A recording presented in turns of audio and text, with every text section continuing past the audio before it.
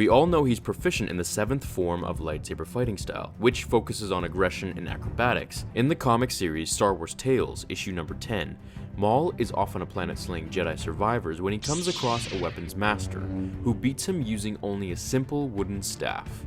Humbling his ego, he realizes that he needs to take a different perspective on fighting, leading to the construction of his double-bladed lightsaber. In the book, which is solely based on him, titled Darth Maul, Shadowhunter, there is a passage about the construction of his double-bladed lightsaber. The intensity of his connection to the Force brought back a memory, another day of intense focus of his power, the day he had constructed his lightsaber.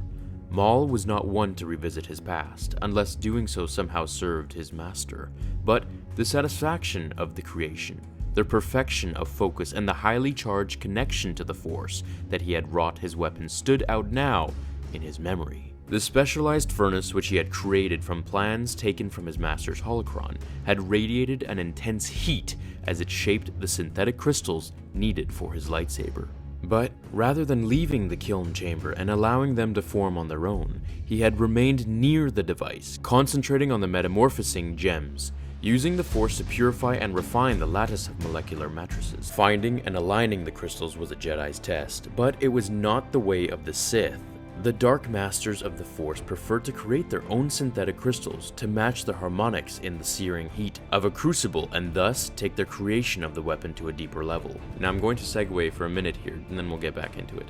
So this book was actually written before Disney took over Lucasfilm, and what that means is that lightsaber crystals made by Sith were actually synthetic, whereas now they're all regular crystals, but they change color due to the user's energy. Let's continue. Maul had sat by the furnace, focusing his hatred on the Jedi to a fiery peak and expanding his control of the Force, which he used to manipulate the molecular structures of the 4 gems required for his double-bladed weapon. The choice to make 2 blades instead of 1 had been an easy one.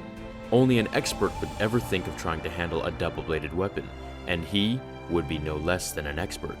The glory of the Sith required it, as did his master. Not even the compressed walls of the pressurized chamber could entirely contain the intense temperature required to form the crystals. Hour after hour had passed, the searing heat washing over the apprentice, but his control had not wavered. The pain had not swayed his focus. Layer after countless layer of the crystals had been laid down, aligned and perfected. It had taken days without food or water or sleep, but eventually, he had sensed their readiness.